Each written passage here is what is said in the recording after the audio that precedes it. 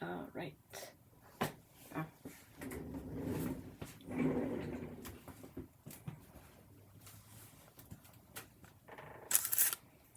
Voyons, moi la moitié de mes enfants. Tu fais mon élève. Tu me dis tout ça, la clé.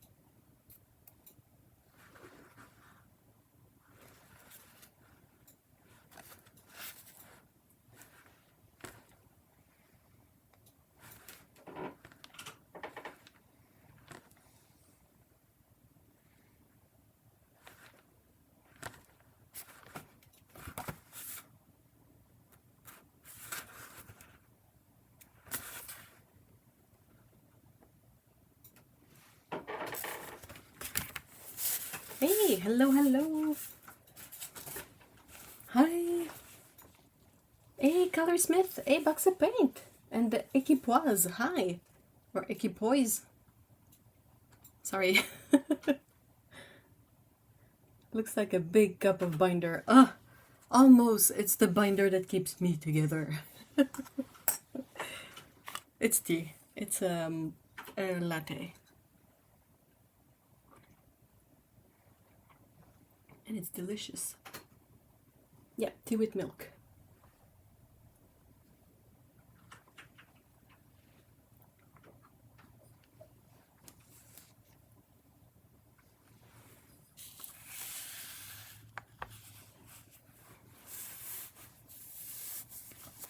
Hi Sandra.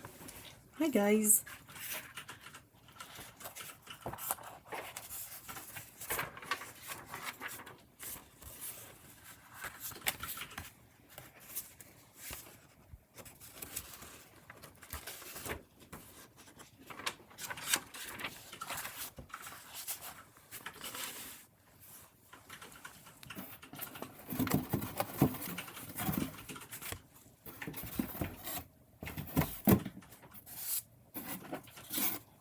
Sorry for all the weird noises. Oh, hold on, my printer.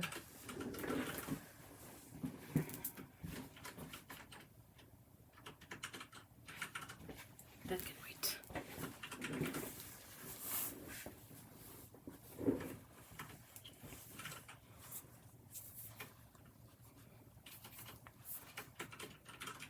Happy Saturday to you guys.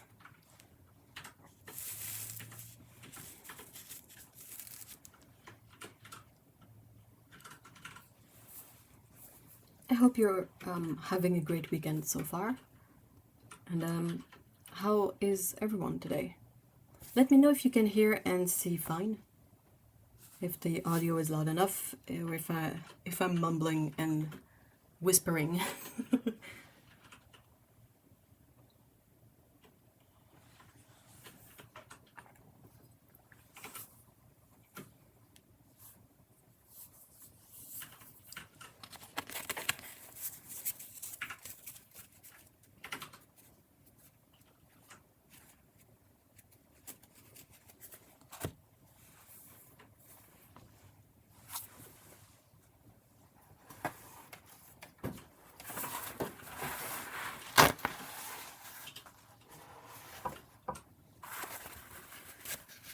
Sound and camera good. Yay, excellent.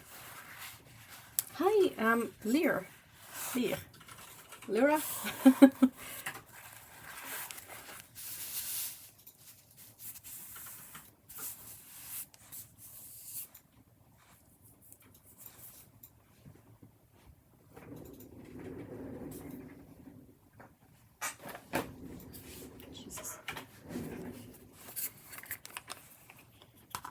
been having some issues with my hands.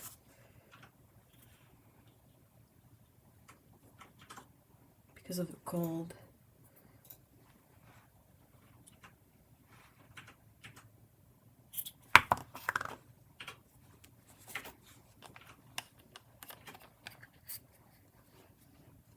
A lira. Okay, cool.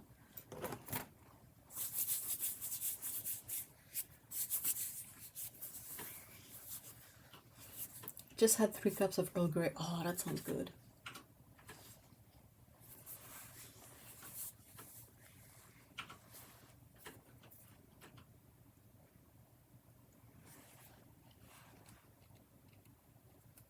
Love the earthbound. I'm just waiting a bit before starting, just so I perhaps more people come in. But I have a 10, I think, yeah, 10 pans here to unwrap, swatch, and add to my swatch sheets. Hey, lab accident, hi! And Idillo. Hi everyone.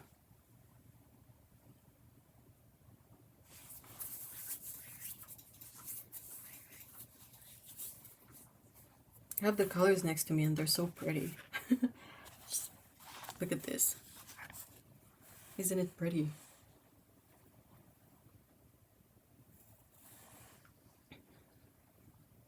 It is a goal of mine to one day have all of the colors, but yeah, long term.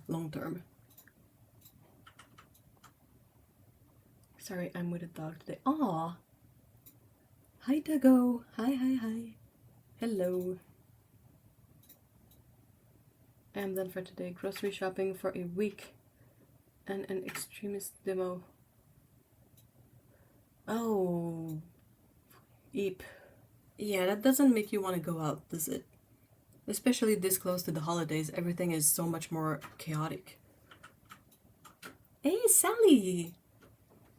Hello!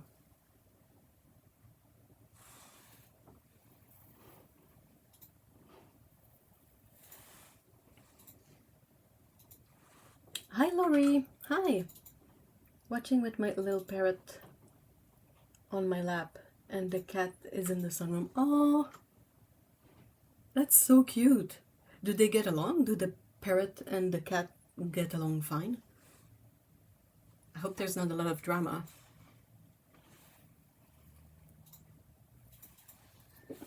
Ah, sorry, that was super loud.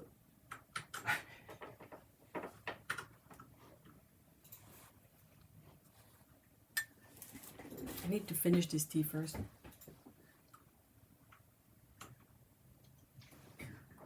Ah, j'avais le travail, ça a vraiment pas... Est-ce que mon son de clavier-tâche dérange? Moi, je l'oublie. Ok. Des fois, les gens sont comme eux. Comment tu fais pour te taper en même temps que... C'est comme, ah, c'est pas moi. Sinon, je ferais plus du dessin. Mhm.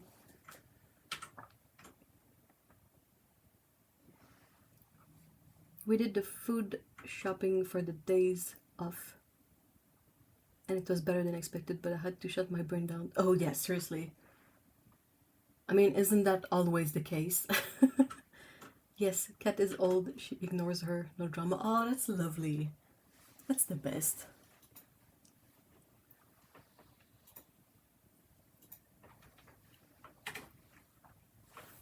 Pets can be dramatic for no reason, so...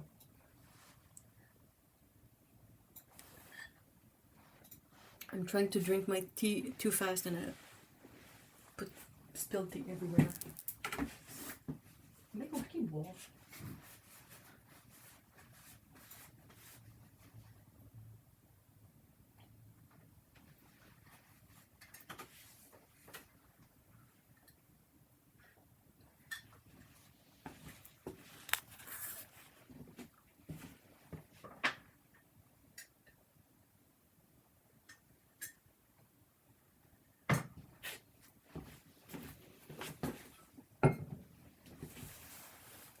Alright, I'm back. Ready to go.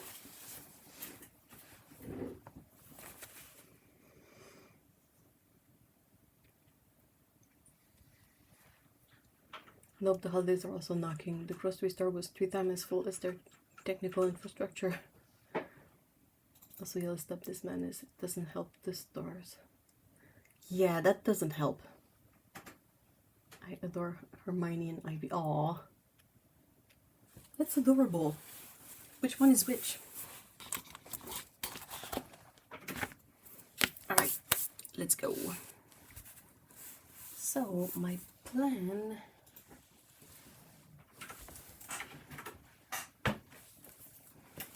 is to unwrap, label, swatch these.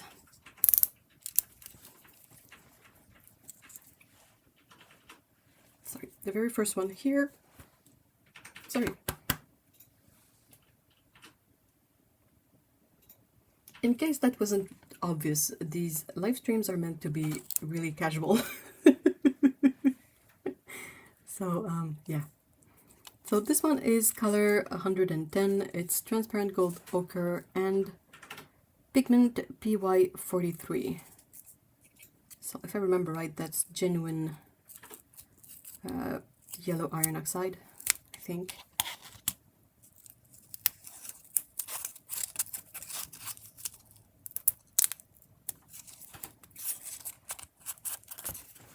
I have a little baggie here that I keep. I tend to keep all the wrappers because if I need to set up a swatch page or something, I like to have them to have all the color info, or if I need to reference them for something. Ivy is the Quaker Parrot. Cat is 15. Oh, what color is the cat? You know me, I'm a genuine cat lady. I'm all about the cats.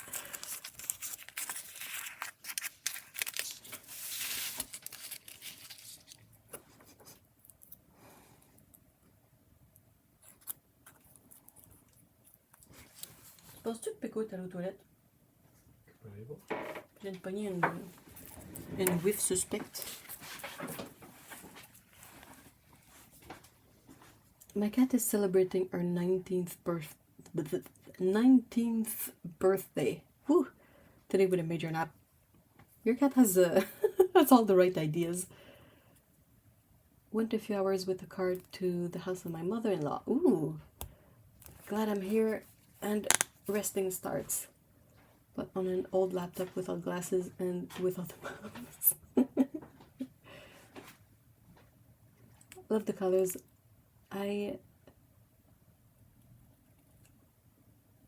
Now our Roman Szmal putting on more in the post. Ooh, she's a black, brown, and cream and red tortie. Oh, oh, sweet baby. I have a soft spot for torties. They're awful, but also the best. My downstairs neighbor's 16-year-old white-orange tripping hazard is unusually quiet. Aw. I mean, sometimes you know, when you're old, you take things a bit more slow.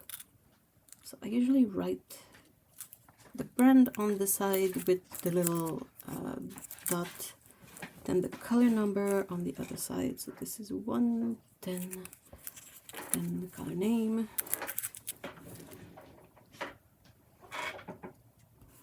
Transparent gold ochre. You ready? Non, c'est bon. C'est beau de l'eau. J'hallucine. And then pigment PY43. So that's fun.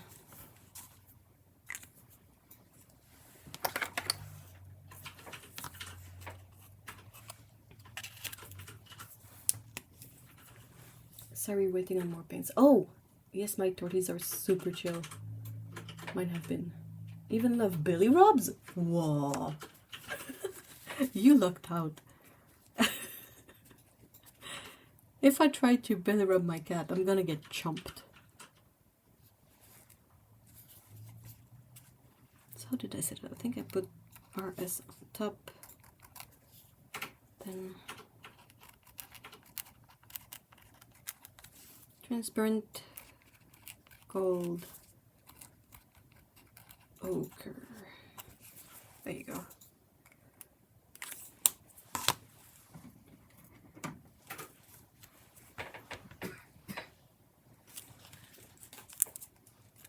Oh, I need to show you guys. I don't know. This is an older stock, but the most recent Roman Szmal pans have the Roman Szmal branding under them, and they're really nice. Yeah, I keep the band wrapper. I don't keep the foil because I would have so many of these, but these with the info, I keep them also.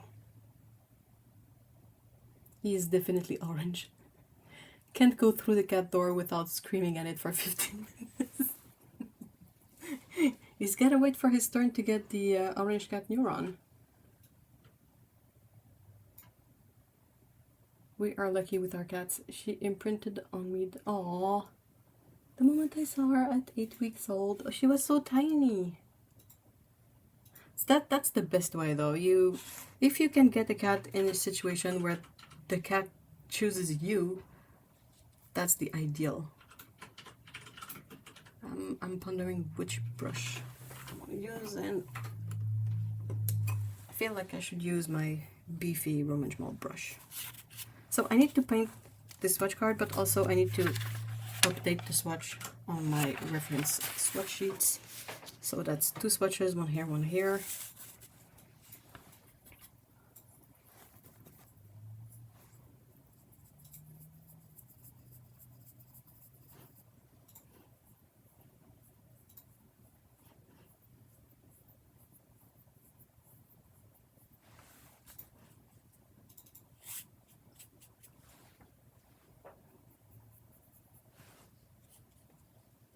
Oh yeah, I forgot. I used to pre-wet these, right?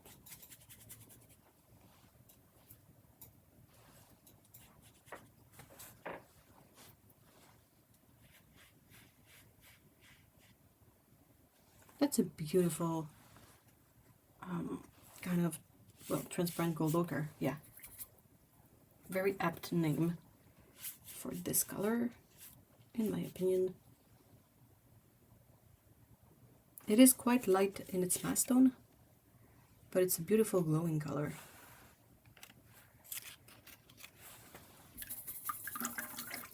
So that's one. Right. I need to put this one aside. There's no other colors that I need to swatch that go on this sheet, so I'm gonna set it aside so this little swatch can dry. All the other swatches will be on this one, so. But we adore him, and the age shows. In summer he lies in the bushes without a care in the world.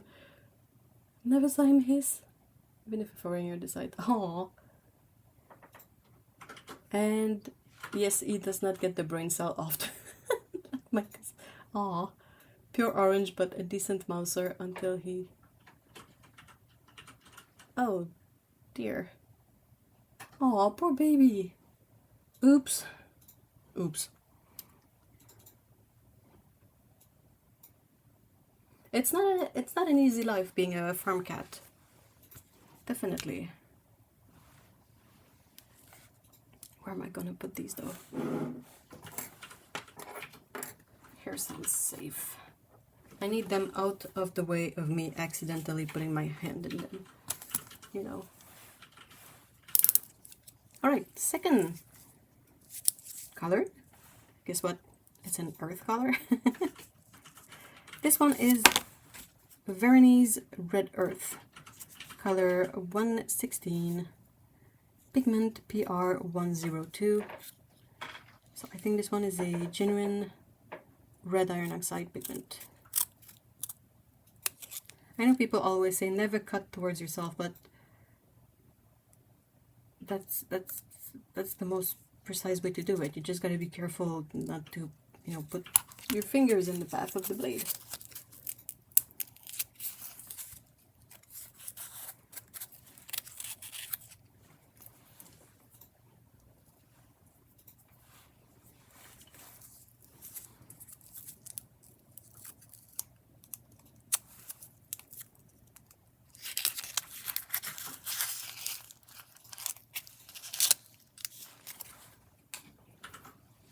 gotta take so much time at the Roman Szmal facilities to wrap all the pans and then hand paint them. I feel like wrapping the pans is the most time consuming step, especially if you do it all by hand.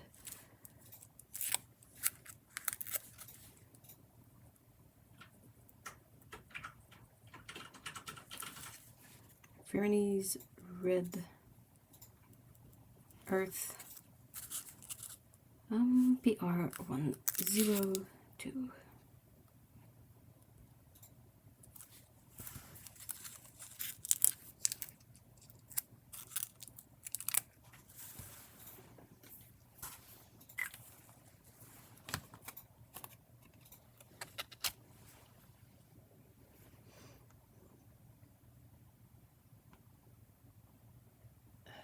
More of a village cat than a farm, but well, and Zuma is something I call crazy cat lady. Feeds strays, let them in her house, and most of them have issues. Oh dear. Yeah, I guess most of them were not...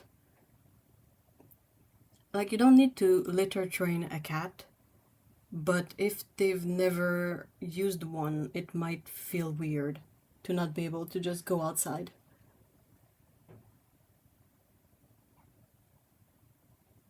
Hey, Freshina, right?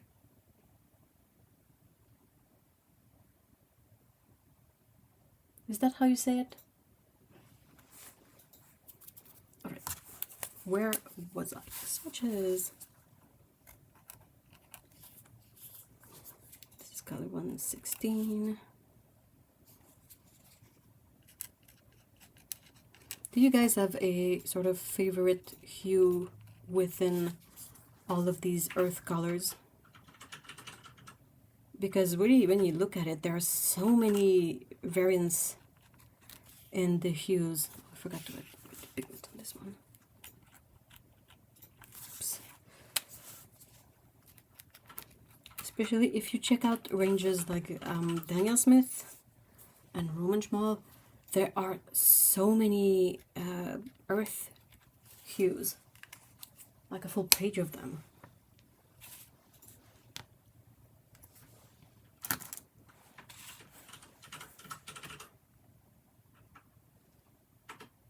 Had to relabel most of my core pans recently when I cleaned the palette. The permanent plastic marker was not... Oh no! Do you use something like a Sharpie? Like an alcohol... permanent alcohol marker thing? I use the Micron to label, but it rubs off. Wondering if Sharpie is better. Well, Sharpie won't rub off. If you need to clean Sharpie, you kind of need to use alcohol. And even then, it might not remove it 100%. Right, you pronounce my name beautifully. Ah, awesome! Whew! Okay, so 116 on this sheet is right here. Oops, how am I gonna...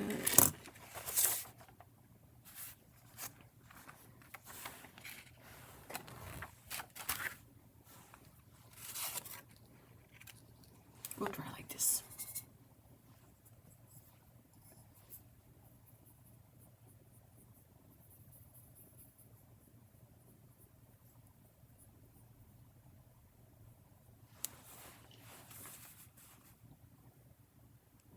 It's annoying, but I make labels for most of my pans. Oh, please elaborate. I hope they release Roman Szmal in tube someday. I would love to replace my yellow ochre on my studio palette with that titanium brown. If you are, well, I'm looking for my word, not crafty, but if you feel like fiddling with it a bit, I'm pretty sure you could get a pan or a half pan and you know, use tools to pry some of the paint out of the pan into the palette. Of course, that's not the best. Tube would be better, but if you really need to substitute a color and you really want to put the Roman Szmal paint in there, I think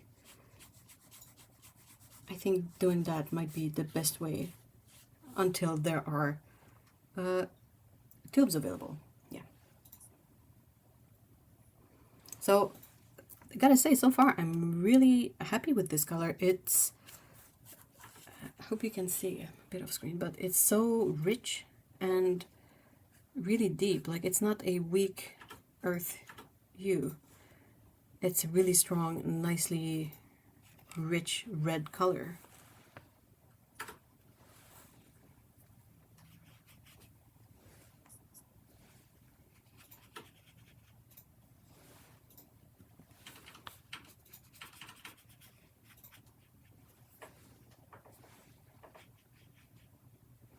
It's really difficult to get good even swatches on cellulose paper. I don't know how to make them good, but at least they don't have to be good on this. This is cotton paper and the other one is the cellulose paper.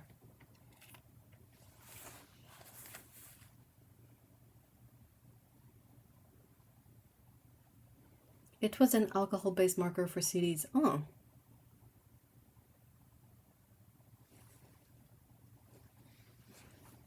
Got one from another brand and another color. Hope it stays better. I hope so too. Fingers crossed. But yeah, if you really can find anything, a good Sharpie works really well. Like, you can get them what they call the ultra fine point, which is not particularly fine, but I guess compared to a regular Sharpie nib, it is kind of fine, sort of. But these stay on really well. Sharpies are not available where I live. Aw, bummer. Quack crew, hey! Hey, Laura! Hi!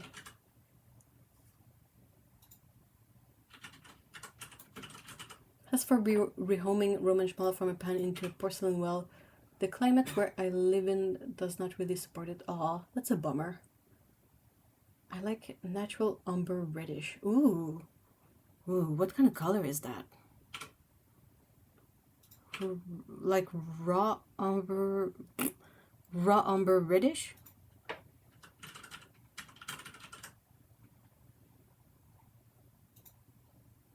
Ooh. Hey, Miranda! Hello! Better late than never, but not sure how long you can stay. Oh, but we're happy to have you for however long you can stay. It's really nice. Hello, hello. Alright, next color is color 117. This is so exciting. It's Pompeii Red. I hope this is not too boring. I know most people are not excited by earth colors, but I realize that I kind of use them a lot. And also, they tend to be the most affordable. Most of them are, you know, series 1, maybe 2. Because it's often not very expensive pigments, so in that sense. But yeah, this one is also PR102, which, if memory serves, is genuine, as opposed to synthetic red iron oxide. Because these earth pigments, you can have them synthetic or you can have them like natural. And if I remember right, they come in 2 numbers. One of them is the synthetic and the other one is the natural. And the higher number of the two. So that's PR102, PY43, and PBR7. These are the natural one. And PR101, PY42, and PBR6. I think those are the synthetic ones.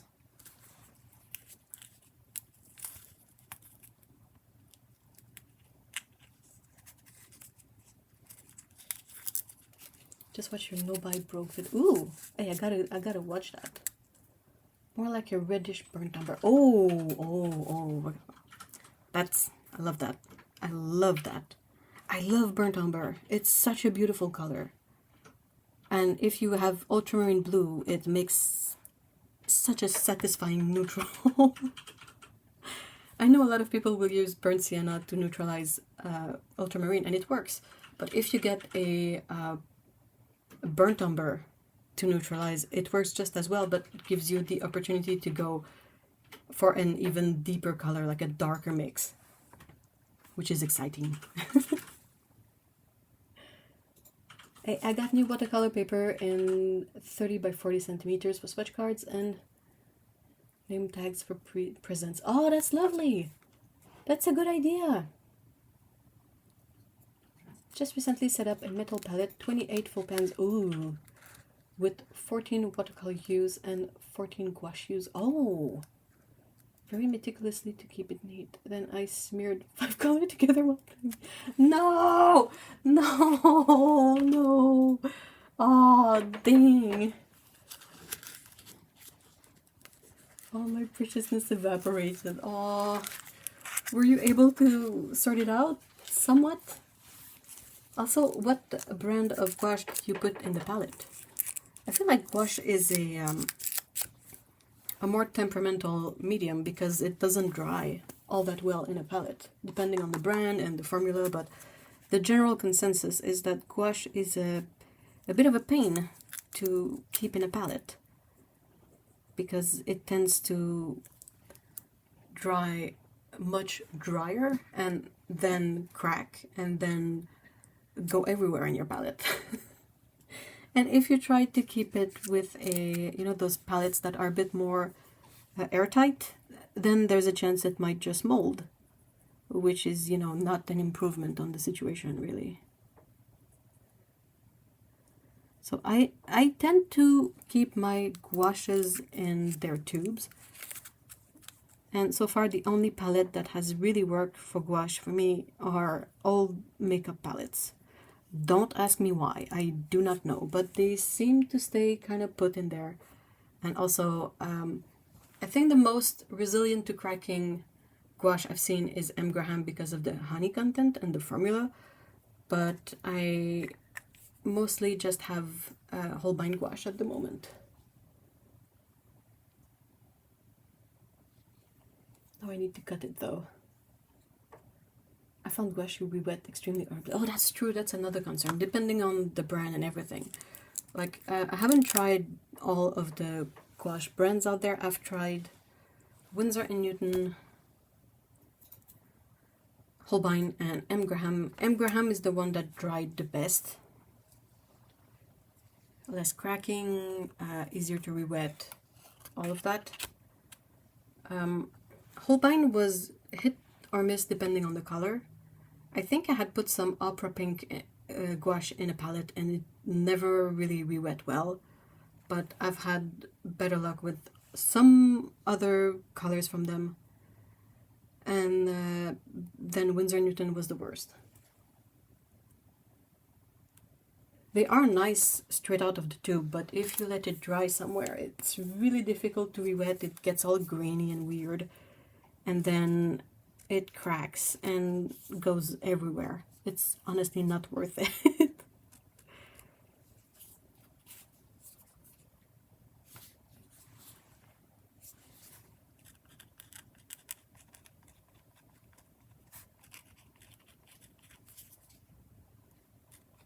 This is a thing that I love so much about the Roman Szmal range, is that all the earth hues, they always turn out to be the one I'm expecting. Like, oh, I need a burnt sienna. Well, the burnt sienna, at least the one that I have on the sheet, I don't have the other sheets closed, but burnt sienna, it's PBR7, and it's the hue that I kind of associate with burnt sienna. And then I have a burnt umber here, and also it is, what color is this one? Also PBR7, and also the hue I expect this color to be. I'm losing my sheet. I'm just gonna set it aside for now because I don't really need it at the moment, and I can tape it back on later. So this is 117. 17 is just here. Right. Swatch time.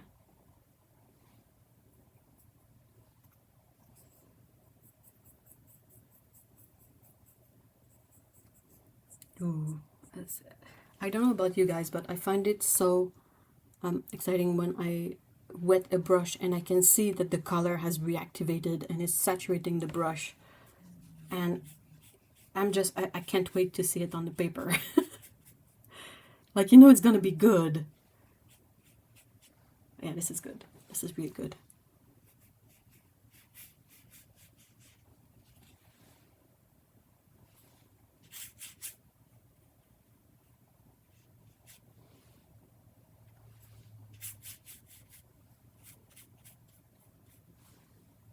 So pretty. Pretty, pretty. Pretty. I have yet to find a color that I didn't think was pretty, though, to be fair. Like, sometimes people ask, oh, what's your favorite color? And I'm always like, all of them. It's a matter of context a lot. You know, there are colors that I would never wear on myself, but I still love them as colors. My most horrible terre verte re-wets 20 times more easily than the gouache.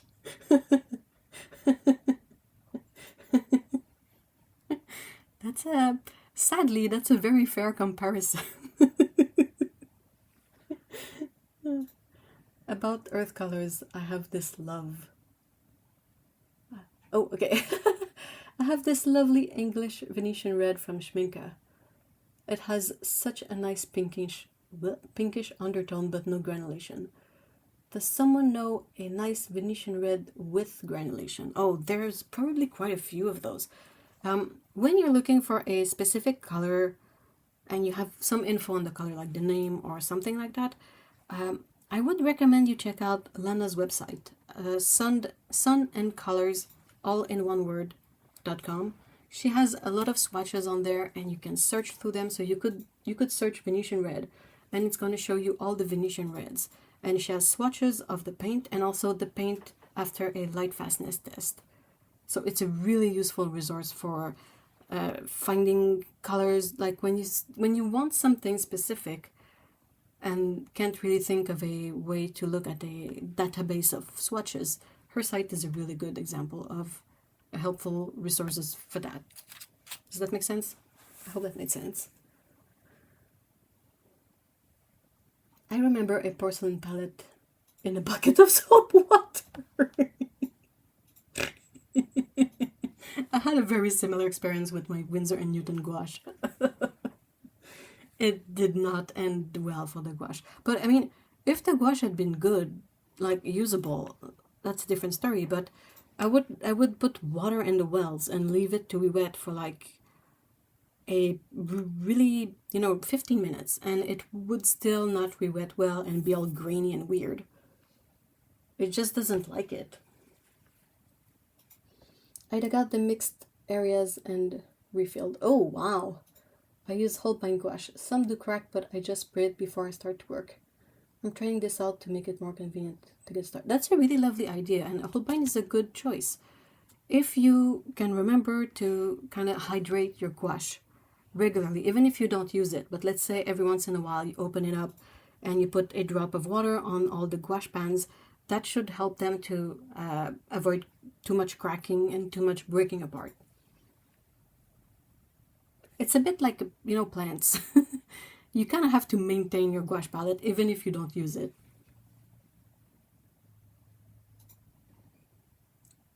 I feel like I waste too much gouache if I do it by tubes. That totally makes sense. Oh, awesome! I hope you find something you like on there, and if not, well, you can poke me again and I'll see what I can find. Hey, watercolorist! Hi! Hello! Yeah, I use the equivalent of a nuke to clean the porcelain pan, of course. But yeah, what I would do with gouache if I use tubes is I will still pour the tubes in wells or possibly half pans.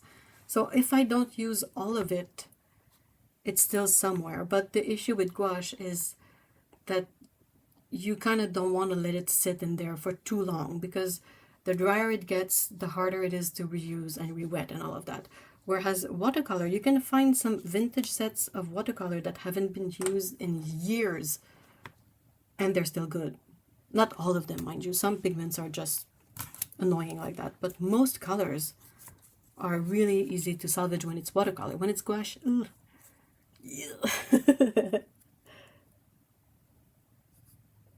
Right, next color here is English Red Light. It is color 118. Again, PR 102.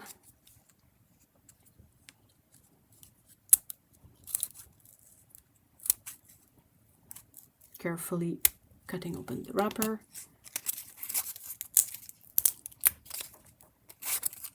I might have to take a quick break because you know that tea that I drank really quickly in the beginning?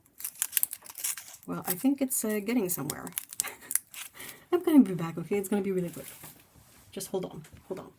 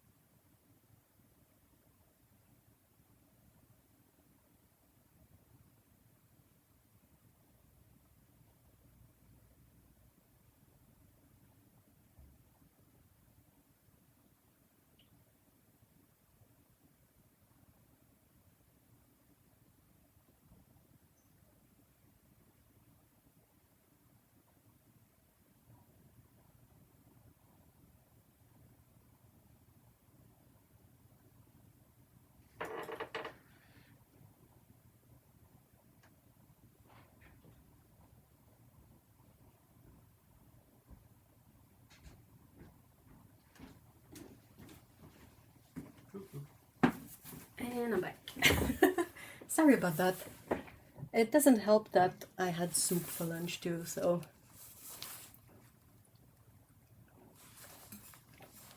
Hey Val! Hello!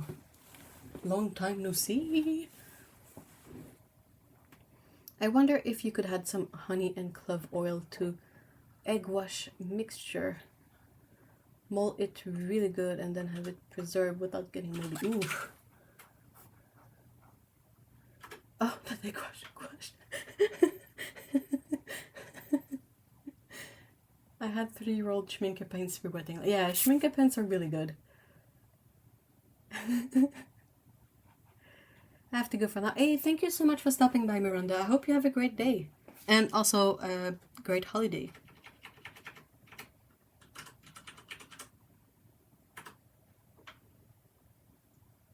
Merry Christmas.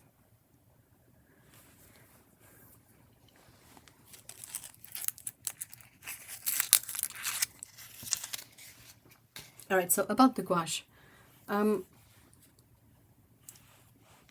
don't really have an answer for you. My personal preference is to not temper with paints and to adjust my the way I use the paint rather than to modify the recipe. Because let's face it, I'm not, even if I made paints myself, I am not a professional. Oh, guys, look. Can you see? I hope you can see. Please focus on this beautiful pan.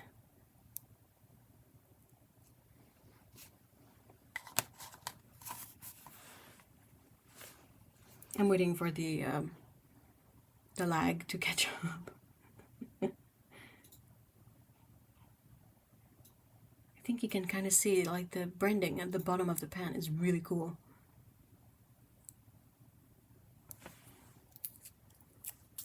But yeah, like I said, I don't like to temper with paints. I know a bit about paints, but also I don't. And I don't trust my lack of knowledge to really make a creative decision that will not have effect long term, you know. I know a lot of people don't mind. They add glycerin, honey, oil, whatever to their paints. I'm not too big on that. I still think the best with gouache is to either figure out a way to please write. Either you figure out a different brand that is more suited to your usage of the paint, or a different way to work with the paint so that you don't need to alter it. Does that make sense?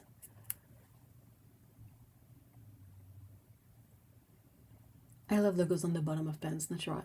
I do too. I like it for a few reasons. First of all, if you have a bunch of paints together and you can't really remember which is which, well, you can look at the bottom and see if it's a Winsor & Newton pen, a Roman Szmal pen. I'm so bummed that Winsor & Newton has stopped having their logo at the bottom of the pens.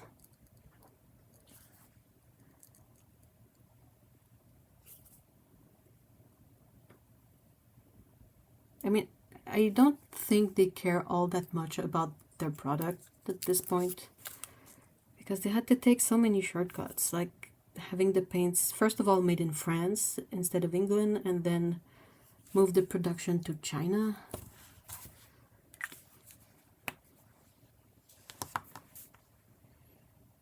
Why do I suddenly remind myself Nile Red, or was it his Nile Blue channel, synthesizing Prussian blue and then turn it into oil paint?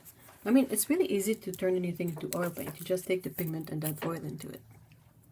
That's it.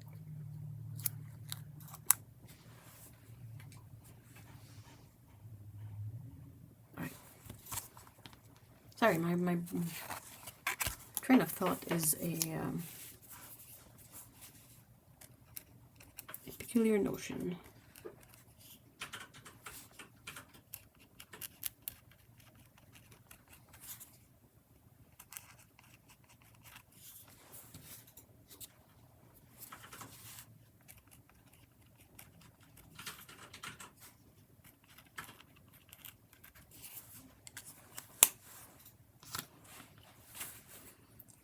It is more difficult to glue magnetic tape to the RS Paints pans with the logo. Fair enough. Cutman is made in China, not professional. Oh, my bad. Where is professional made? It's made in France, right?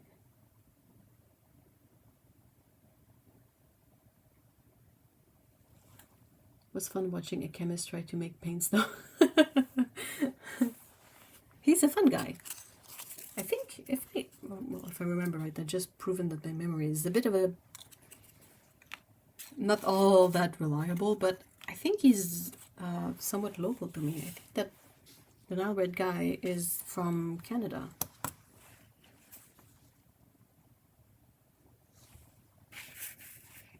$118. It's this one here.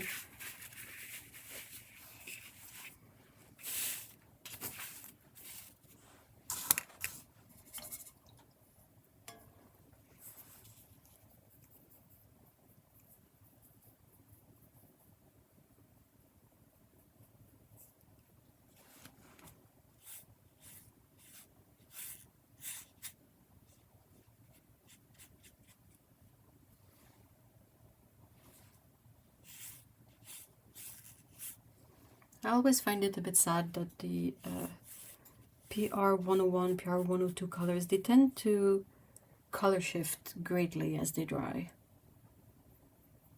Because they're such a beautiful color when wet. And they kind of lose a bit of that as they dry. Still a beautiful color, but they lose that saturation, whatever saturation they have.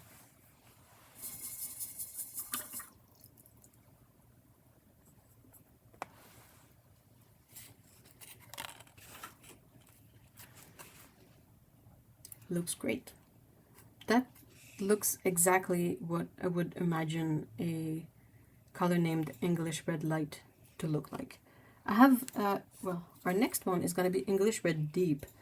So it's going to be interesting to see both hues in relation to their name and the distinction between them.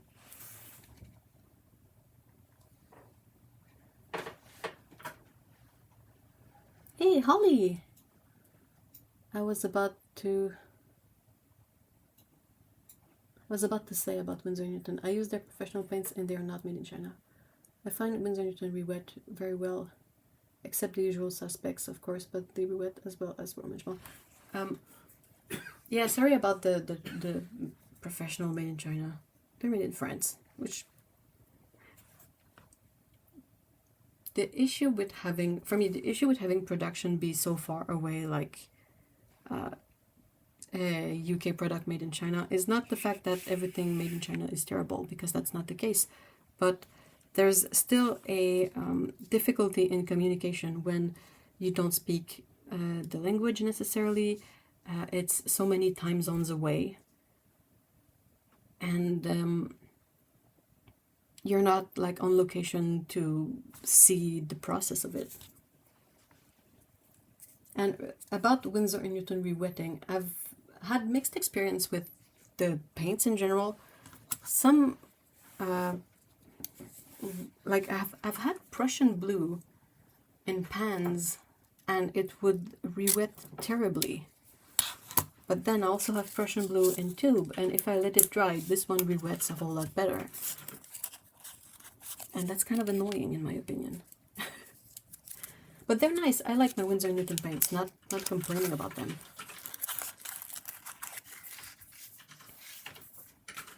They've been trying to do some things with their colors recently. They released... Hold on. Yeah, they did release new colors, didn't they?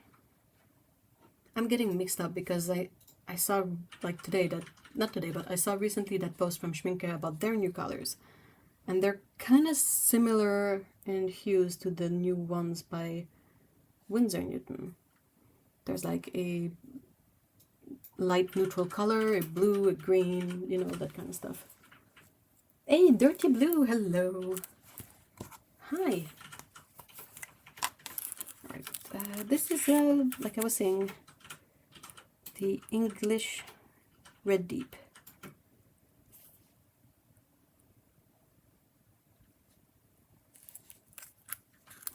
Color 122.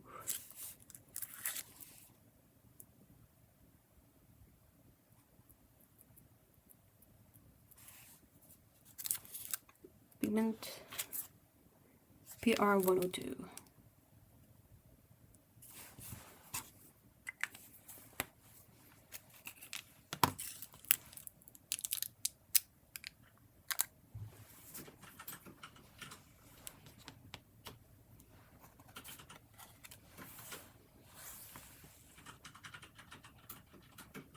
Just thought about doing live too. My weight. Oh, oops. Sorry.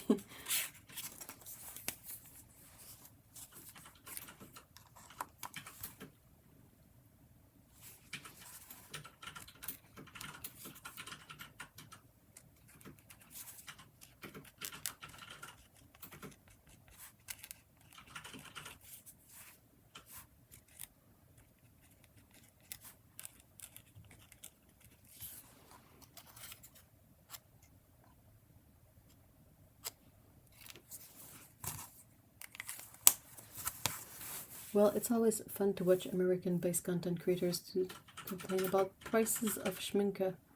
While I go to a store, pay 5 and 50 euros a pan, and then rave about the... Yeah, it's not quite affordable here. If I buy these colors, they charge me an arm and a leg. Hold on, what colors? There were 8 old new colors in the revival set. Oh, I think that's it.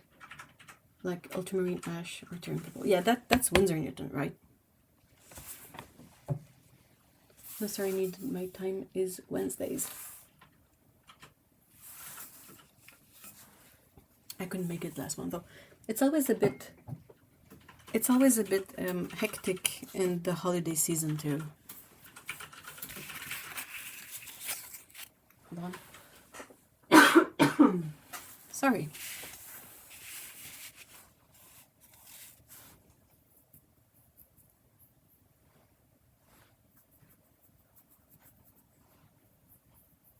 That's gonna be so intense.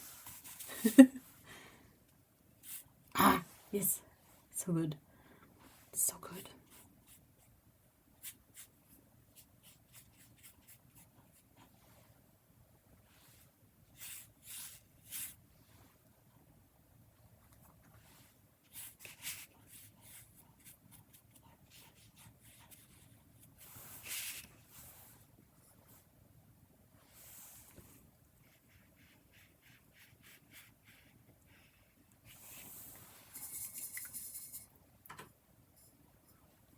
I mean, the swatches are not dry yet, but you can already see such a difference between the light and the deep color.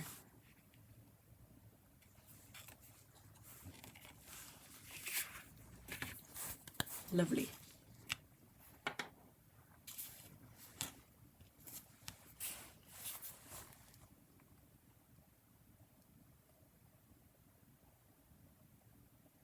Oh, dang, that price, that tin company. I keep forgetting about that.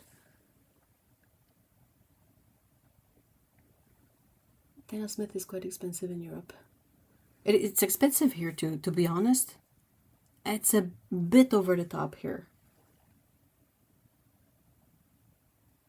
Do you guys have in mind what's the price of a Series 1 in Europe for Dana Smith? Just out of curiosity. I mean, I could check it, but I'm currently streaming, so... If no one knows, I can check it after the stream. Lana! Hey! Hello! How are you, Lana?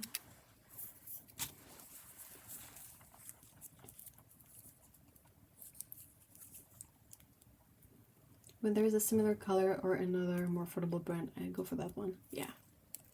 Got a lot of Schminke paints. Paints.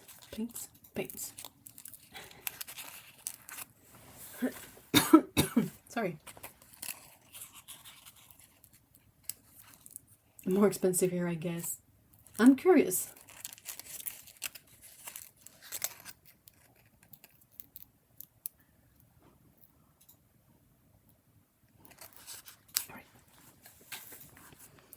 Totally forgot to present this color. This is Mars Red, color 123. And, oh, this one is a PR 101. Huh.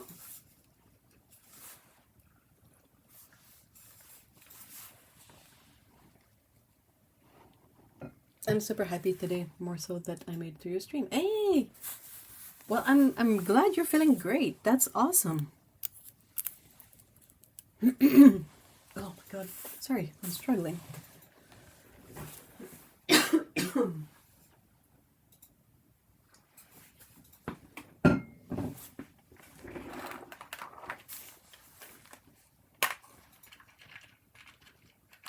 They're 15 ml tube in PG, so that's series, right? Series 1 is 14 euros.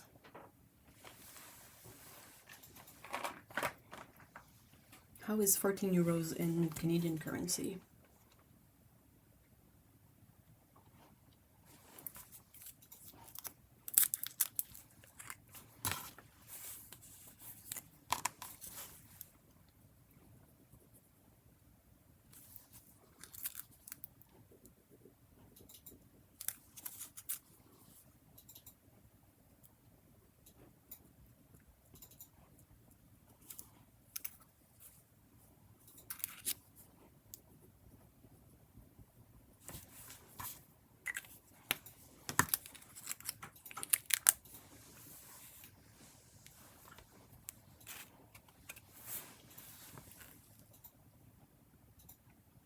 Tomorrow we're picking up keys. It's happening! Woo!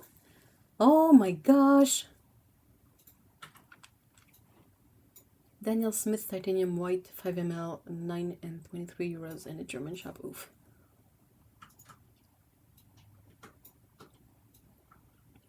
We are toasting to the keys with a snowball. What's a snowball?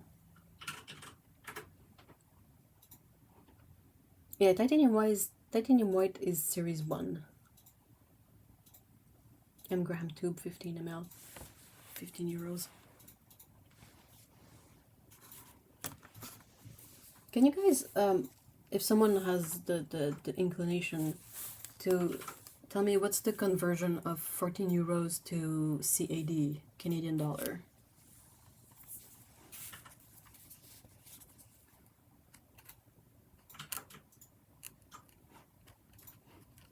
Focus, focus.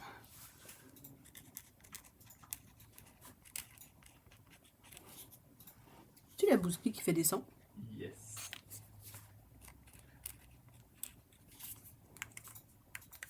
Avant descend.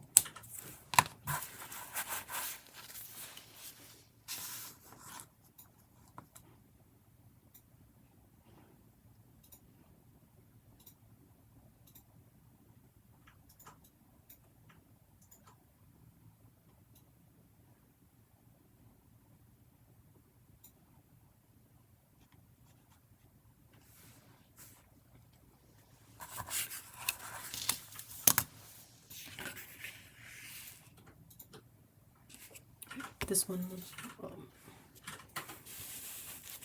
I hate that there's such a big delay between me doing anything and you guys being able to see it. Like I never know if when I can see if my swatch was within frame, it's already done.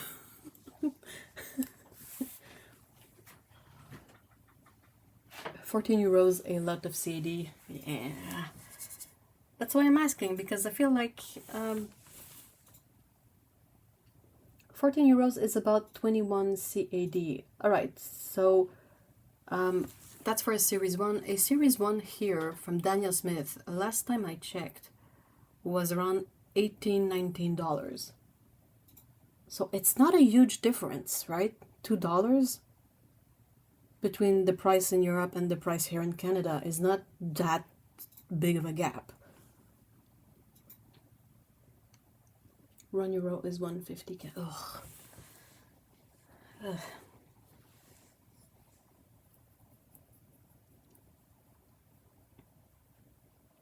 Used to be Daniel Smith used to be really affordable here.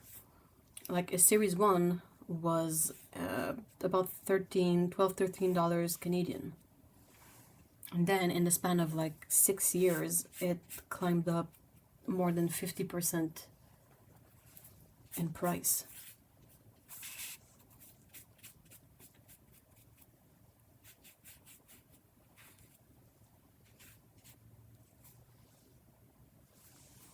Mars Red is so deep and opaque and nice. Pretty.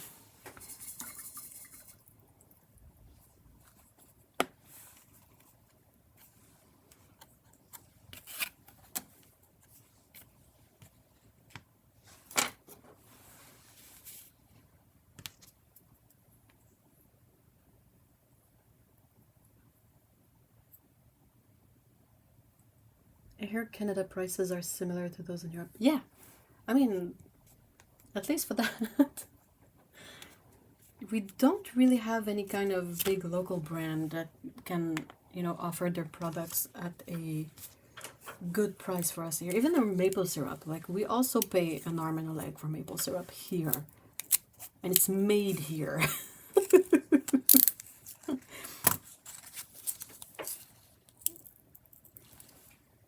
Hey, Dawn!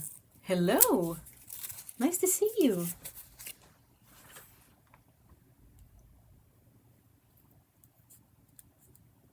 I mean, there is more than one reason I want to avoid US-based brands.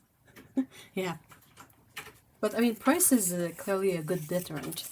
Especially as you have access to so many awesome brands that are local to you and more affordable.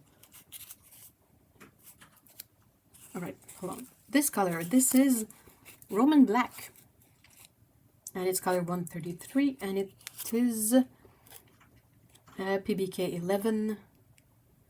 And that's usually, you know, the Mars Black, the very granulating one. Same pigment number.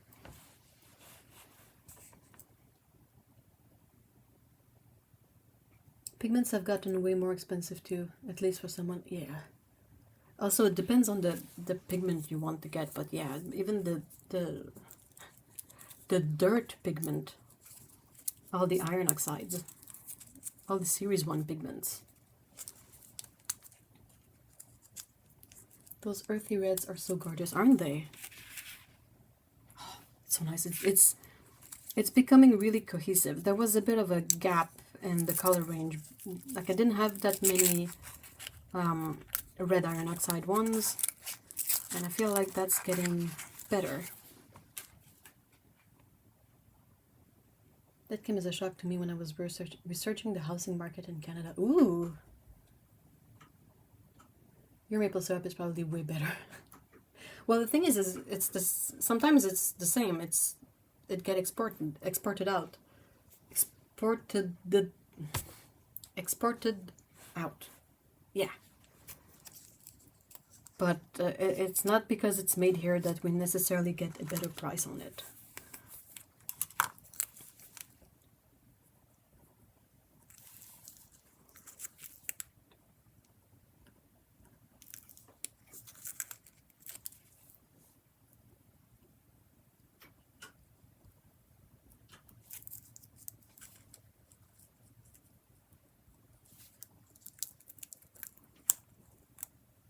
This one is a bit more dry. You can kind of see there's a bit of a crack in there.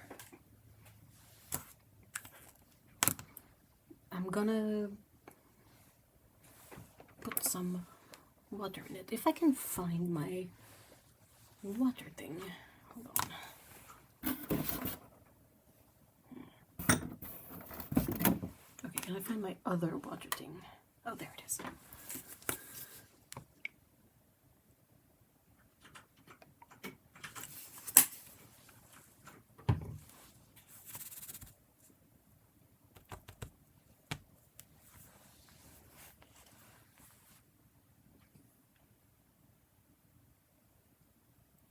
Roman Szmal earth colors look stunning together.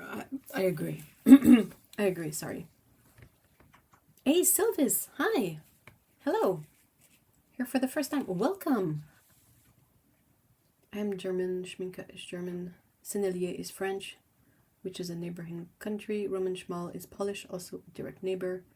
The Royal Talents brand is from the Netherlands, also neighbor. You're in a good location for paints, right? English red is an excellent color for painting red brick houses. It is. Like, well, it depends on the brick, I guess, but you have a good assortment of colors depending on the, time of day and lighting on those bricks. But also, these colors, as they are like full mass tone, they can be a bit intimidating, but if you dilute them, they work really well for skin tones too. They can add something really interesting to skin hues. That Pompeii red is nice, isn't it? Oh, I like this. I love colors.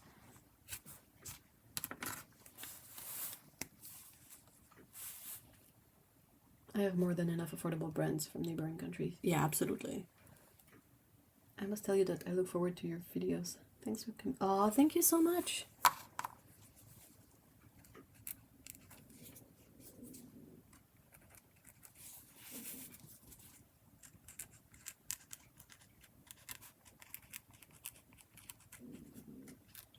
My stomach has opinions, apparently.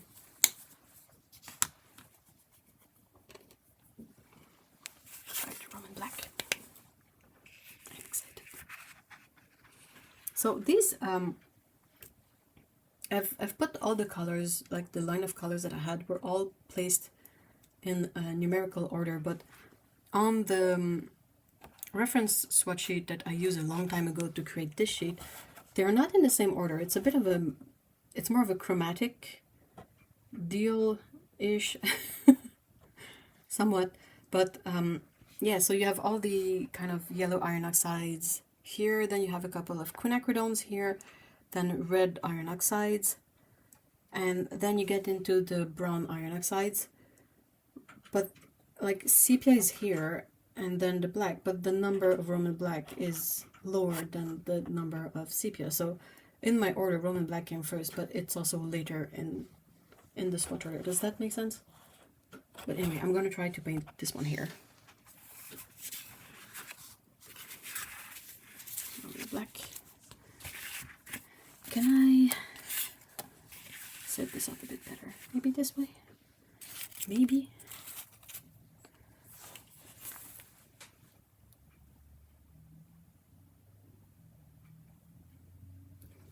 There's probably a few changes that are gonna happen on the channel in the new year. I wanted to challenge myself to do as many videos from my to-do list as possible in December, and I've managed to do quite a few. But then I know that January is always kind of a bit of a less active moment on YouTube, so there's a couple of things that I want to change, and I think I'm gonna try to see if I can focus more on watercolor things, content, videos, like less random things like, you know, random oil pastel reviews or acrylic markers, or, you know, kind of focus more on watercolor, and then perhaps through that have time to make a bit more like informative videos, not just reviews, but like teaching videos. I struggle to say that because I don't feel like I'm knowledgeable enough to be a teacher of anything, but there's still a couple of things that I know that might be helpful to other people, and I'm fine with sharing. So that's what I have in mind. I'm also gonna edit my Patreon a bit because, yeah, current tiers and all of that is not ideal because it doesn't support making videos as much as it could. So that's Roman black. Hey, I managed to put my finger in it and then smear it everywhere. Whee! Oh. The Aussie Doodle. I'm traveling with the men's massage. Aw. I think you're quite qualified for that. I will certainly try some things.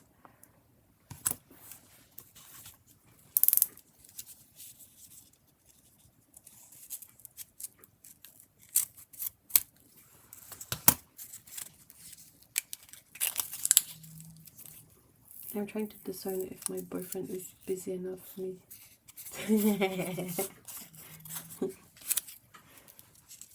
Are you guys in the same room? Next color is sepia.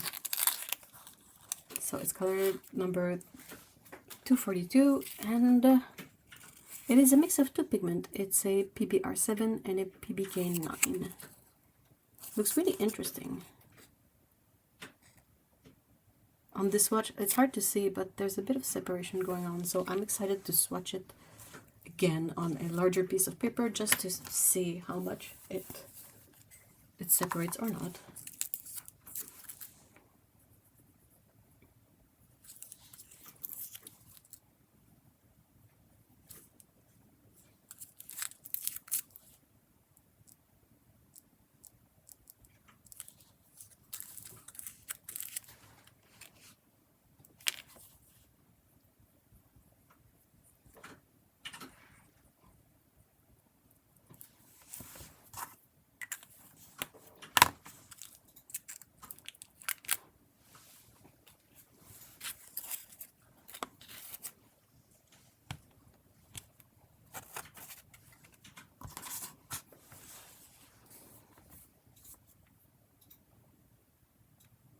We have a 2-room apartment.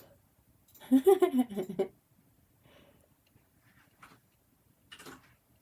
course it is.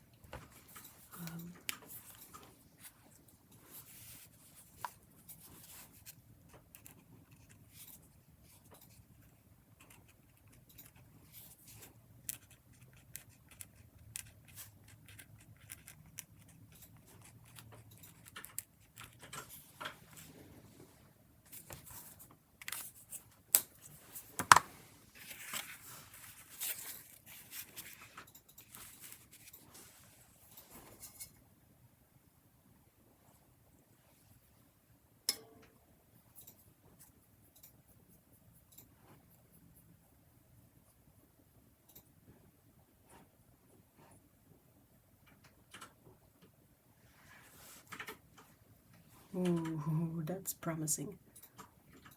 Yes. Oh, that's so nice. It is so intense in a way. Like it has a good value range because it starts really dark, and then, as with all watercolor, you add water and you can get it much lighter. So.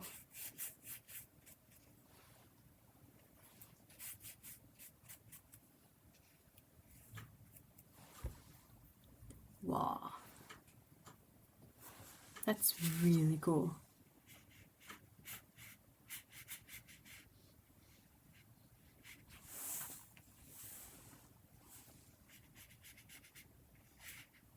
Dang it, why are you so difficult? Cellulose paper.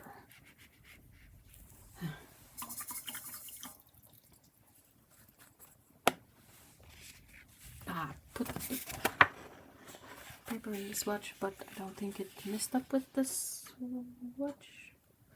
Okay, I guess I got lucky. This poor Roman black swatch is cursed. Right, you go there, you go here. I have two left. So I have ivory black and vine black.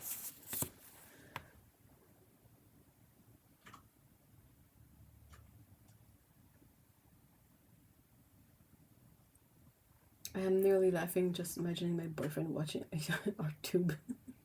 Are we that weird? Do you really need to ask? No, it's not. It's just not his kind of bubble. One of us. One of us.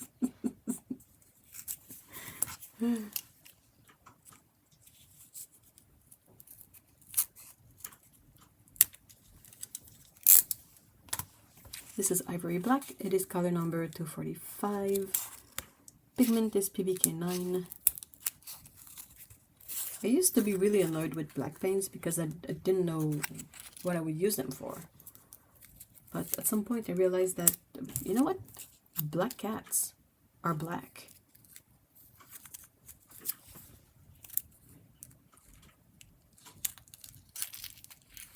I love watching people restore, repair technical devices and gaming and cat videos. That's good. That's good. One of us on that. Genuine sepia, best sepia. Yeah, but genuine sepia can be stinky. And do you know how light fast it is? I really don't know. I'm wondering because often colors that come from things that are not technically pigment, like I'm thinking plants or animals, they're not the most light fast. Sorry. Some very stinky. Please do the teaching videos. I think tutorials, color theory, mixing tips, swatching tips would be so nice to watch. I check your channel before buying a new color. It is already very informative. Oh, thank you so much for that input, for Sheena. That's really helpful.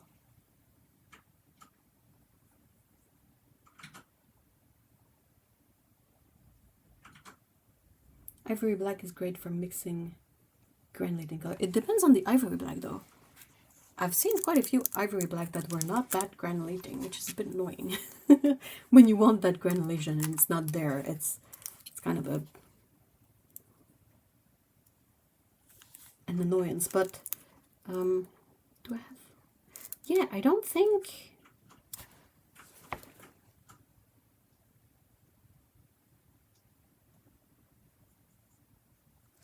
I don't think the Roman Szmal range has a lamp black, does it?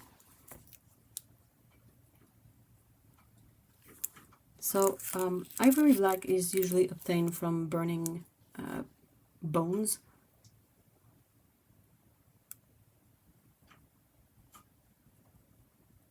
So it's technically not a vegan color. But lamp black is from soot. It is the sort of the vegan black pigment.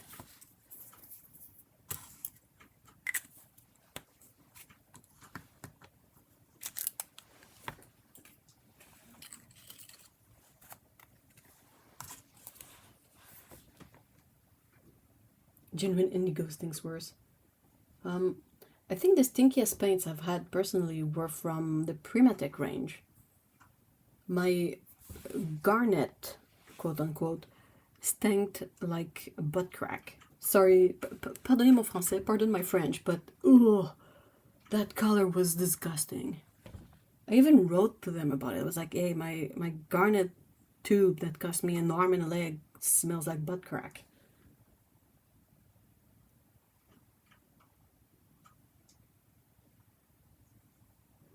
Yeah, it's never genuine ivory and ivory black because that would also cost the other arm and the other leg. But it's usually, my guess is that it's leftover bone materials from the meat industry that gets burned to a crisp.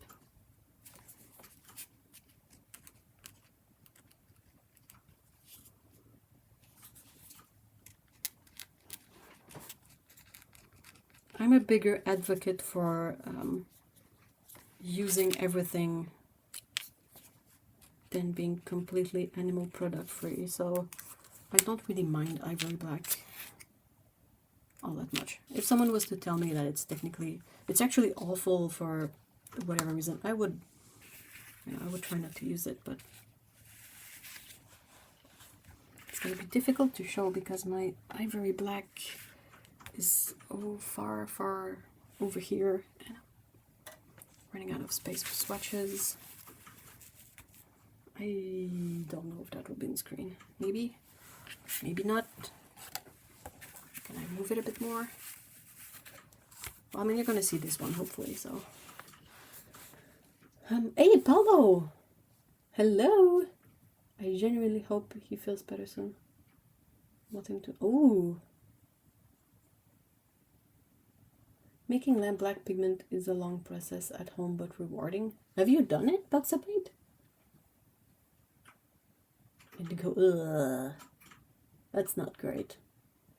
I adore PBK 11. Yeah, if you want that rich, deep black granulation, PBK 11 is the one color for that. Genuine ivory matte. Yeah, yeah, that too. Quite illegal. I don't mind making indigo. Hubby was not at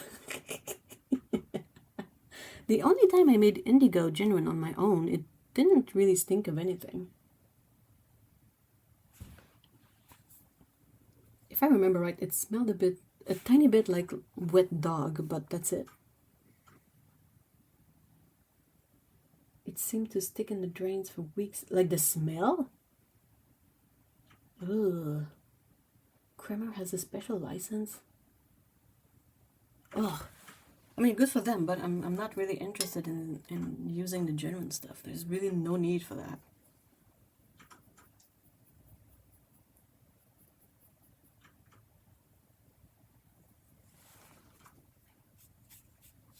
That's nice.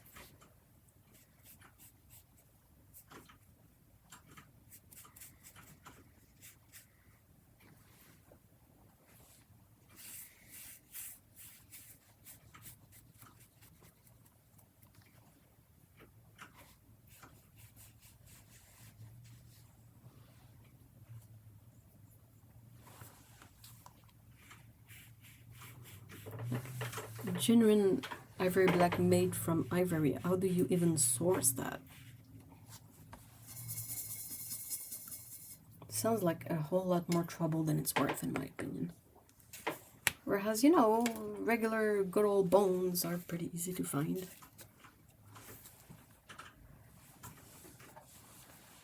Okay, one left, guys. The very last one. Oh, but only since a year ago officially the pigment can be sold anymore. Oh, I hope I didn't miss anything. Using old cracked ivory thing. Yeah, but wouldn't there be a way to reuse that ivory before just burning it to a crisp? As long as the pigment was made before that time. I've made my very small batches using a candle and spoon. Whoa. But to make ink feels like it would take years to make a pan of paint. Indigo from Kremer. Really watercolor is terrible. I have to... I think I'm gonna toss it. Why is it so terrible? I shall leave now. Oh, well, thank you so much for being here, a watercolorist. I hope you have a great weekend. If you've ever bought jeans that are made with true indigo, you know the smell. I don't know, when we get smelly jeans here, it's often the black ones for some reason. And it's more of a weird chemical smell, which is probably not genuine indigo.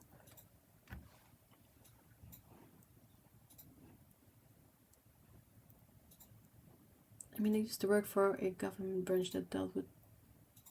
Ew. Their storage is creepy. It's gotta be... What's it called? You know those, kind of museum of creepy things.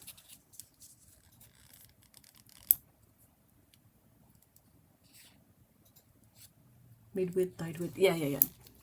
We got you. Last color is Vine Black. And it is PBK 8. Color number 246.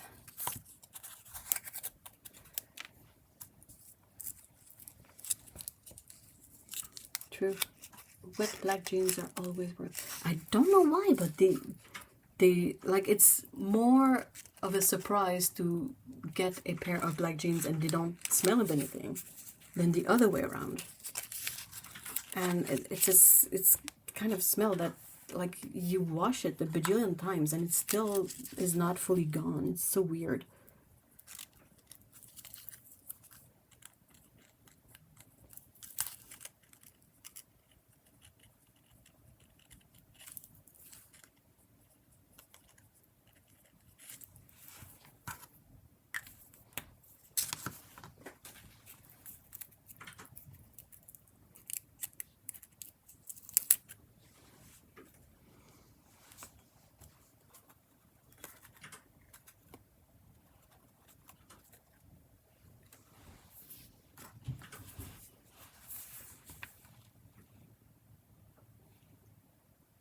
Stools made out of elephant feet.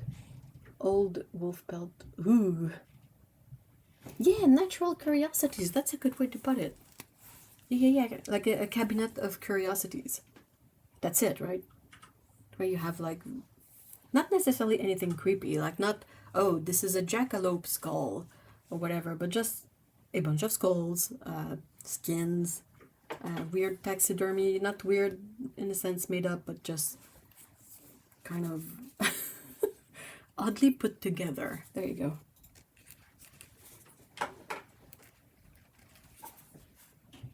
I guess the modern equivalent to a cabinet of curiosity would be the internet. When you think about it. Because I was like, where do you go now to see things that you don't get the chance of seeing on a day-to-day basis? And that's the internet.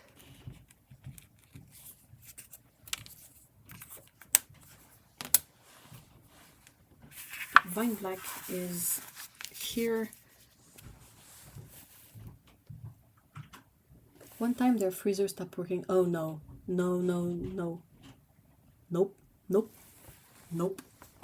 No, thank you. If there is a freezer that you want to have on a couple of spare generators, it's probably that one.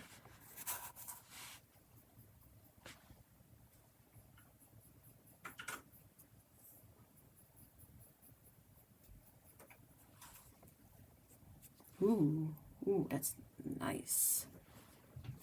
Oh wow. Kind of a slightly warm, deep black.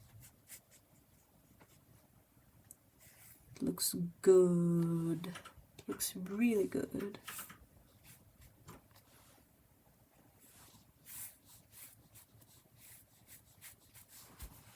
Oh, that's a good one. I love that one.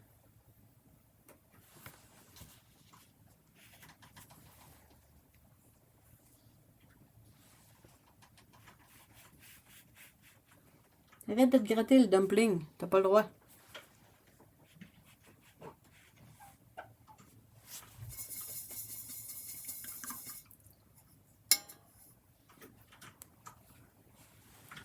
And that's it. Last one. Blink. Alright, I'll tidy up a bit. No, not customs. Something the police seized and gave to the appropriate ministry for safekeeping. Oh, wow. I don't like black watercolor often, but I do like fine black. Isn't it pretty? Yeah, I'm kind of the same. Like, I like black watercolor for very specific usage. Like I've mentioned, black cats. But when I have a set with, let's say, just ivory black, which is one of the standard, it's either ivory or lamp black that you get in most sets. I always have to mix it with a bit of a brown because it's kind of a, it doesn't reflect well this kind of brown undercoat that a lot of black cats have. It's a bit of a flat color. Whereas this fine black, it's not dry yet, but it has this undertone already in it. So I'm eager to see how it looks when it's fully dry. I'll bring back all the swatches and I'll set this aside to dry. Alright, so fine black. I'm just gonna wait a bit to see what my camera is framing.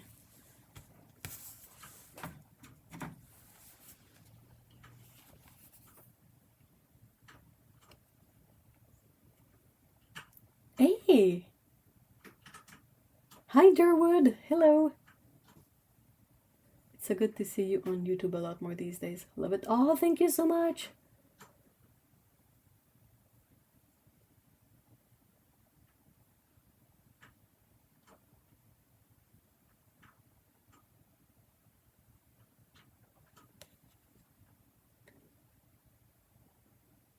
I sometimes use it in a palette and I don't have sepia. Oh, interesting!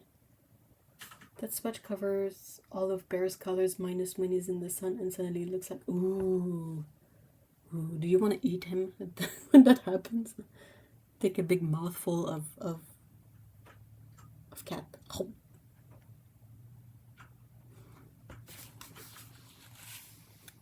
Alright, so I think this is maybe within frame somewhat. Right.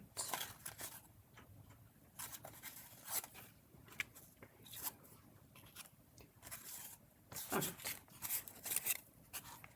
There we go.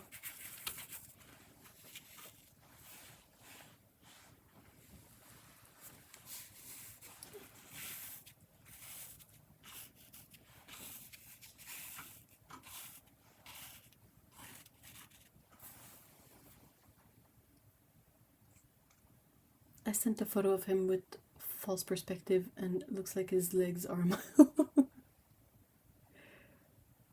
Do you have the Roman Szmal Black number 247? No, Aquarius Black, I don't have it. I just have their Mars Black.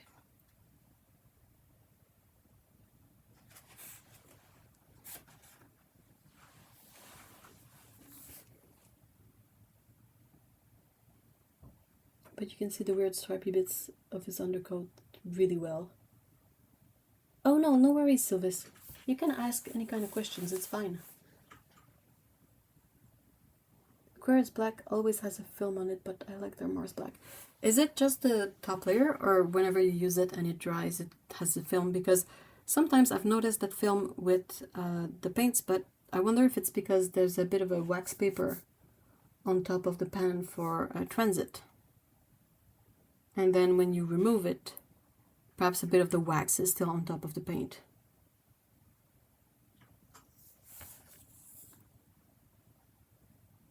Hard to re-wet Aquarius Black without scraping it a little. Though that's something I've seen for other like PBK11 colors. Alright, so I have transparent gold ochre here, Veronese red hearth, Pompeii Red, English Red Light, English Red Deep, Mars Red, Roman Black, Sepia, Ivory Black, and Vine Black. The Roman Black is a bit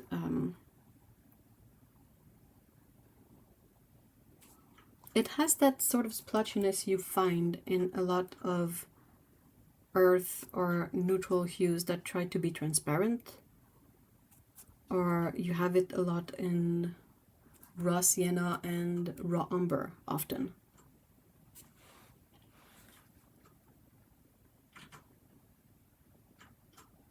Yes, I think somehow the wax adheres especially to that. I've noticed that there can be a bit of a wax buildup if you had to freeze a palette to remove the protective layer.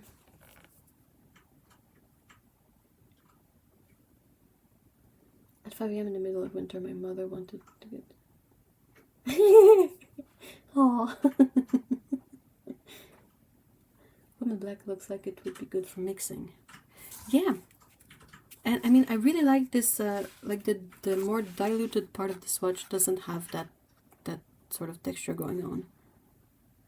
So I think it's quite nice. It's warmer than Ivory Black too. So that can be an interesting use for it. Kind of a good concrete color or building, like when diluted, it's really nice. And then the Vine Black. Really similar in hue, but I think the Roman Black is perhaps still a bit more warm than the Vine Black. Just a touch.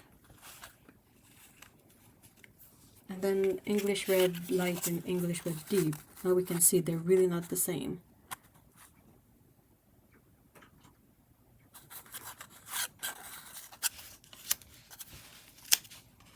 You know how sometimes brands will have ultramarine light and ultramarine deep, and you swatch them both and you're like, oh, how do you even tell them apart? My Roman Szmal palette is very brown as well, but I'm finding challenges in illustrating something to match it. So, hold on, you mean that you have a lot of brown colors in your palette, so it's a bit of a struggle to find what to paint with it?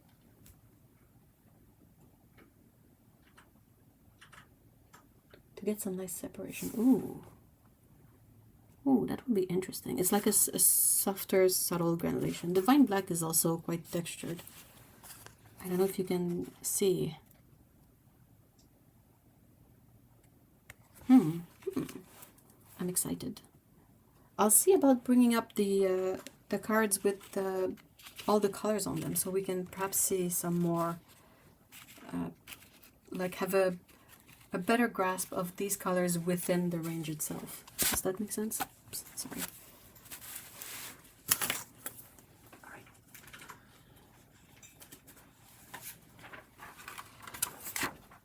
That's never gonna fit on camera if I put it in the right way, but I think it might fit this way. So unfortunately, with the way I set up these pages, okay. Unfortunately, with the way I set these up, part of the the yellow colors are here. Can I just shuffle these stuff around to have a bit of space for them, please? That fit, please fit.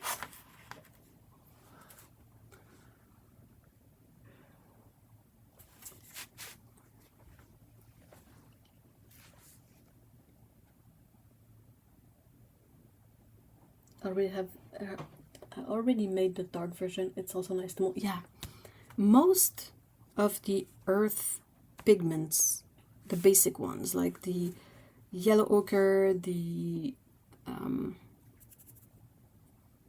red earth, so yellow earth, red earth, brown earth, they often are some of the easiest and most satisfying colors to mold. Not all the time, but often.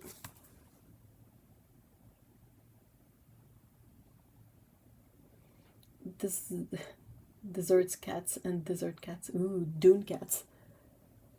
So if you have a palette with a lot of browns, you can either seek out elements like forests that are brown. Some animals will also feature a lot of earth hues, like stag, deers, moose, otters. Like there's a bunch of them. You could also try to work in monochromatic, like to work on your scene more in terms of values than hues. So you pick your brown color and you kind of have everything be brown, but to really focus more on the lighting of the scene.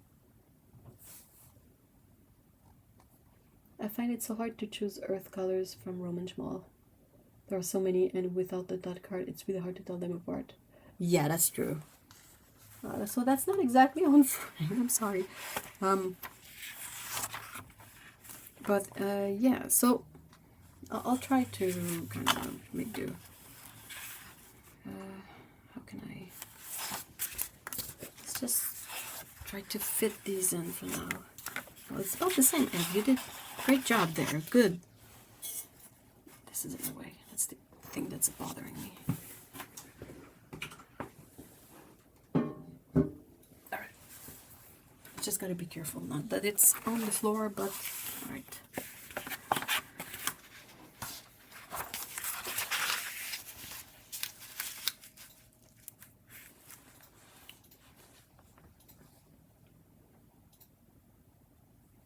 I may procure this Vine Black.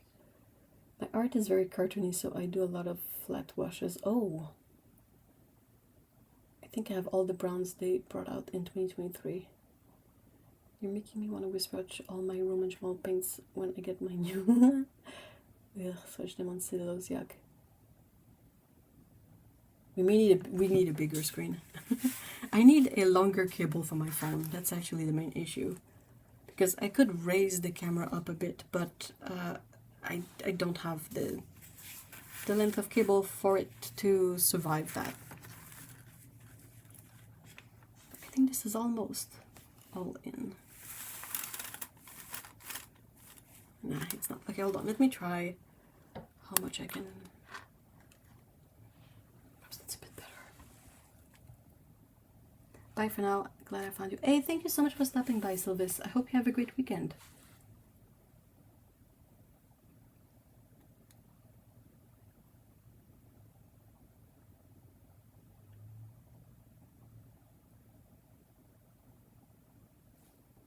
Oh, I think that's mostly all in frame. Oh, nice. All right. I might be able to work with this. 235. This one. And 112. I feel like it's bingo. Natural Sienna Monte Amiata and Italian Raw Sienna.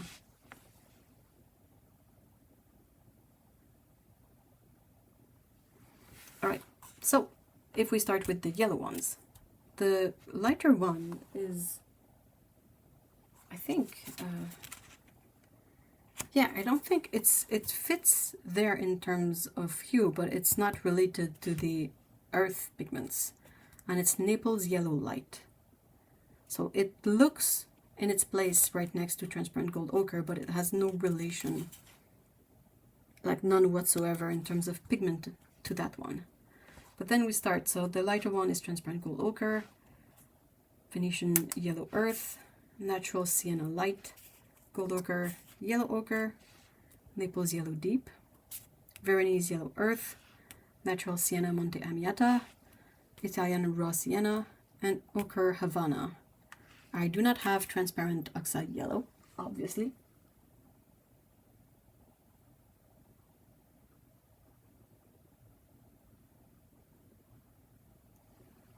So, within these, I think you have a really interesting range of hues. Some are more yellow, like these are quite yellow. This one is a bit orange. And then you have some that go to a bit more brown with the Ochre Havana. And there's probably more of them within the later releases. I'm losing all of my film sheets. Stay put, please. No? Fine. Fall down then. Sorry, hold on. Yeah, I agree, Scout. I agree. So here you have one more, which is the Blue Ridge Raw Sienna, which kind of fits in here. You have a titanium brown here that also kind of fits in that general color range. You could maybe, whoops, sorry, wait. You could probably put in goethite in there, but it's a bit more extreme in terms of you know, texture and all that.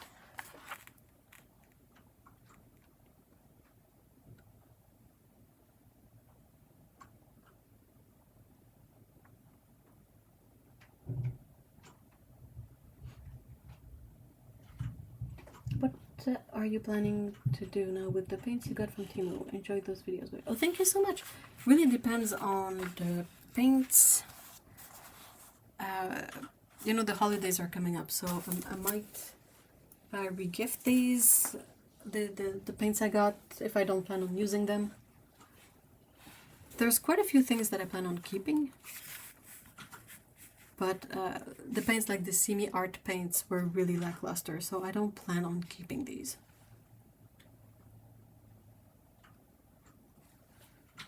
Following the yellow, we get to the browns, not the browns, sorry, the red ones.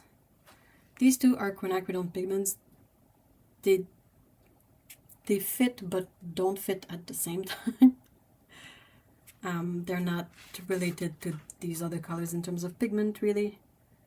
But again, you get like, some of them are more vibrant than red. Oh no, that's the quinacridone pigment. I'm a dumbass. I need help. There you go. You guys don't exist. So still, you have some that are more yellow, orange, just orange. Some are more red. Some are more muted and a deeper red. This is also a quinacridone color, so this is French ochre, red ochre, mummy transparent red, Veronese red earth, Pompeii red, English red light, Terra Pozzuoli, don't have it, Italian burnt sienna, also beautiful, transparent oxide red, I don't have it, Venetian red, don't have it, English red deep, transparent brown, and Mars red. Then we have Caput Mortem, Hematite, and I think that's kind of the end of the reds for this particular sheet. We had a few other ones on the new releases, if I remember right. We have Indian red here. That should also go with these. And you could maybe add this Blue Ridge burnt sienna in there. Kind of a brown. There's burnt sienna here, so I don't really... It's dark ochre here. There's a few burnt sienna. Even this Aquarius brown, which is really nice. And then over here we have burnt sienna brownish, natural umber reddish. Oh, that's the one you were talking about. Colorsmith.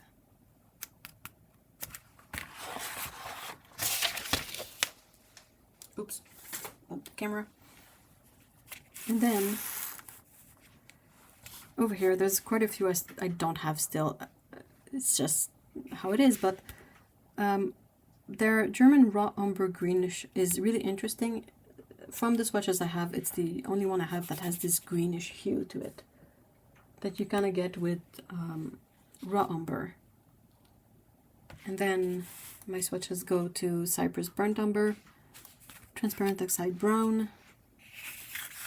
At the bottom here, it's, oh geez,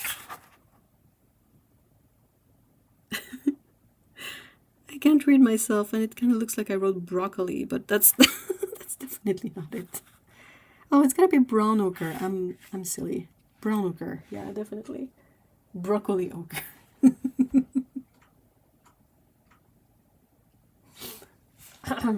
Okay.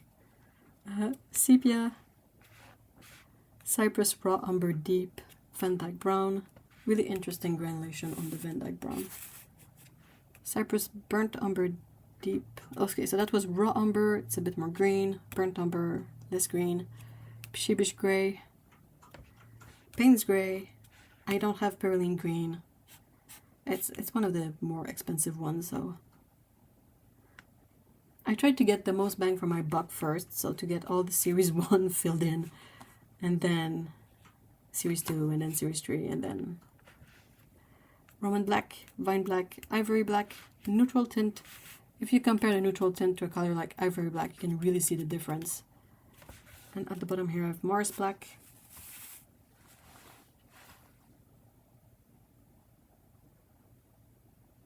Sounds tasty though. Hey, thank you so much for being here, Bucksapin. I'm almost done anyway. Just going through these. Oh my gosh, Leroy, that's not a lot of space. The cats are battling. But yeah, I'm mostly done. That's about it.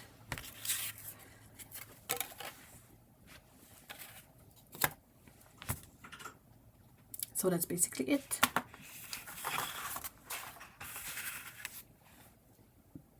Sorry, there's quite a few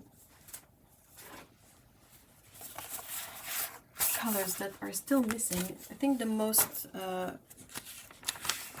blank sheet I have is this one, which goes from Chinese White to Queen Violet. From the original release, I don't have, well, I mean, if you consider this one orange, I have just one orange. I got oranges in the subsequent releases, but that's it. Missing a bunch of red. I don't have many of the cadmium colors, but eventually. It's just, they're not my priority because they're not the colors that I use up first. But I love them. So yeah.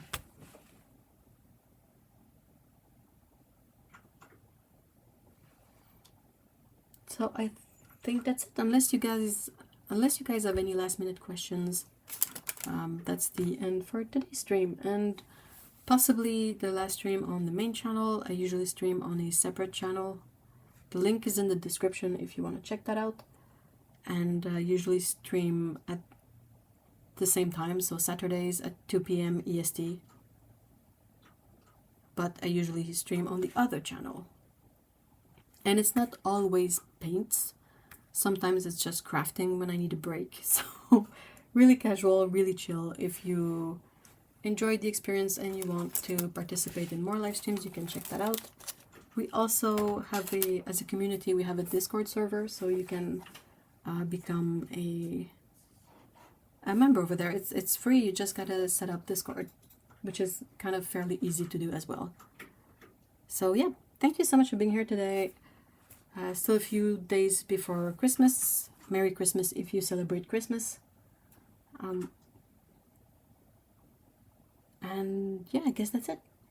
Thank you so much for being here. Have a great Christmas. Have a great time. And see you all in the next video. Bye bye.